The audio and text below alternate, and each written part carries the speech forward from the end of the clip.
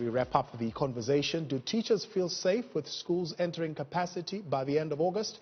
Allen Thompson, president of the National Teachers Union, joins us now. Allen, good evening and thank you for your time tonight. We spoke to the Department of Basic Education earlier on saying, well, there is really a misunderstanding around what the requirement is starting tomorrow. It's not all grades that are returning, but some of the grades must return for orientation, and the school needs to determine what that split is going to be. As teacher union, what do you say to that?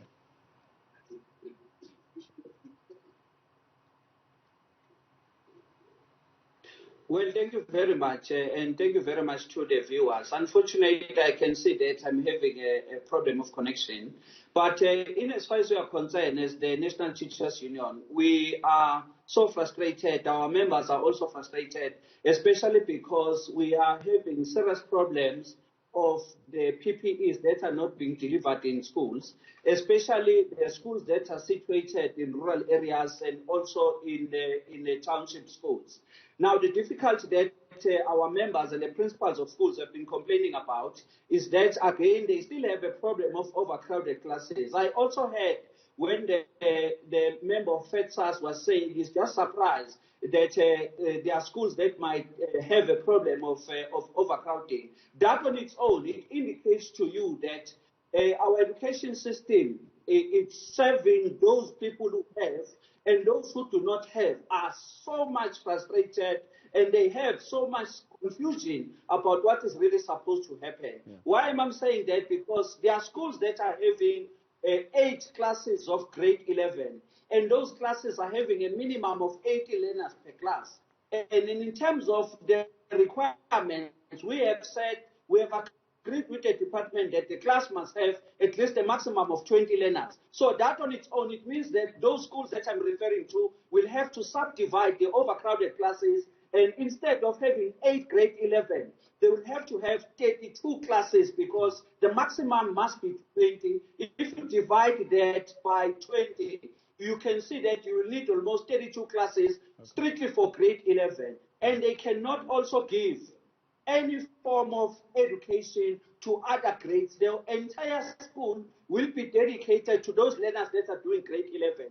If they want to deal with grade 12, it means that those that are doing grade 8, grade 9, they must remain at home at least for a minimum of 2 weeks or a minimum of a week for them to be able to apply the rotation principle. Yeah. So that suggests that there will be a serious problem of a curriculum that their teachers are not likely to finish the curriculum, and the last stage, especially coming from the township and the rural schools, simply because of a problem of a floor space. There is not enough infrastructure for them to receive education. Also, there is issue of additional teachers who are supposed to come as substitute for those teachers who are having comorbidities. And also the additional teachers that we need, simply because now schools have subdivided classes, so they need additional teachers. The department has not employed those teachers. As a result, they are now supposed to have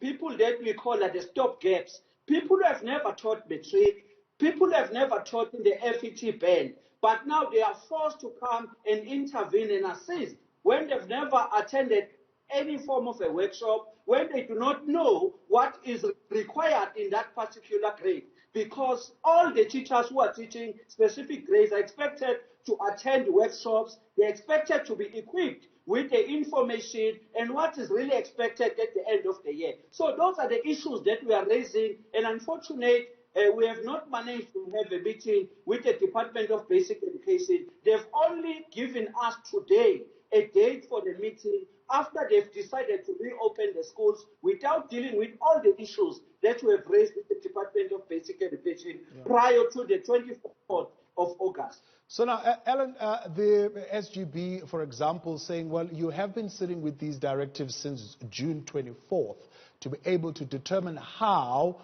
with the numbers that you have, you're going to implement the rotational schedule. And it's something that the department also feels strongly that, well, there is no expectation that all learners should be at school all the time, every single day.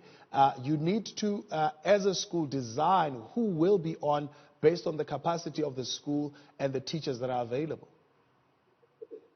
Well, no. The directive does not talk about the way that you can do to expand the school. The directive does not say anything about the school that does not have toilets. The directive does not have no say about the schools that are having a problem of a floor space. The problem of a floor space is informed by the fact that all the grades, if you are deciding to allow grade 11 to come to school, all the grade 11s are supposed to come to school and other grades are not going to be at school.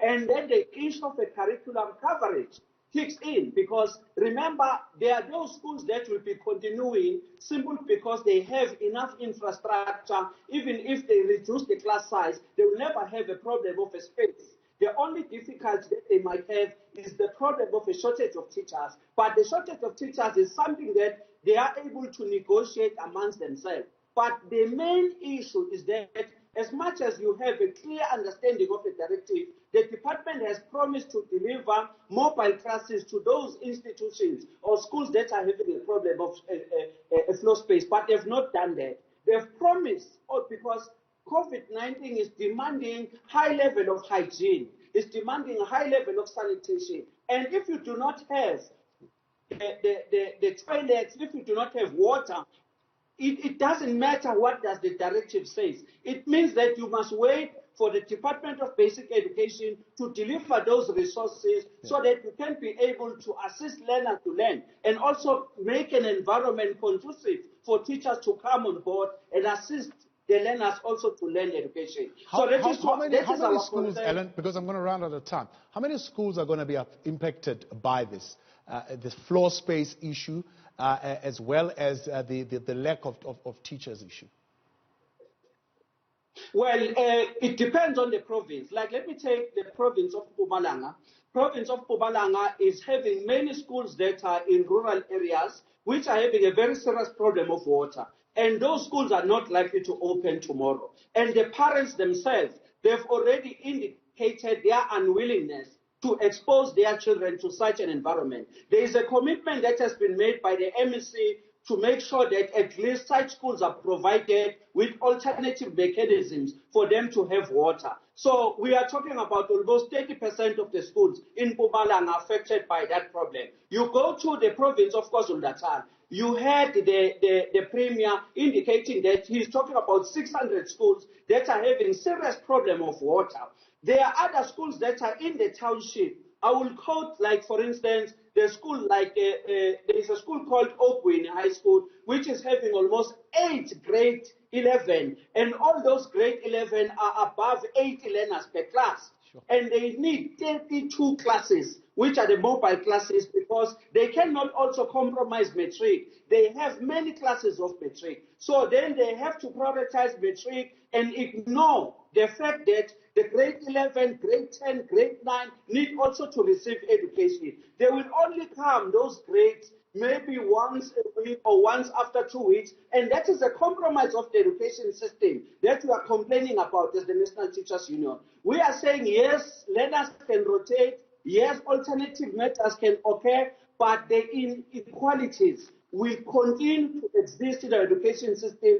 And remember, these learners are supposed to contest for the very same space in the universities, and those who are coming from the advantaged schools will take all the spaces available simply because they'll be able to finish the curriculum in time, they will have time to revise, they will even have better marks to be admitted in those universities. That is why then we are saying we are complaining about the gap between those that are having resources and those that are not having resources, which are being disadvantaged day in and day out in the Republic of South Africa.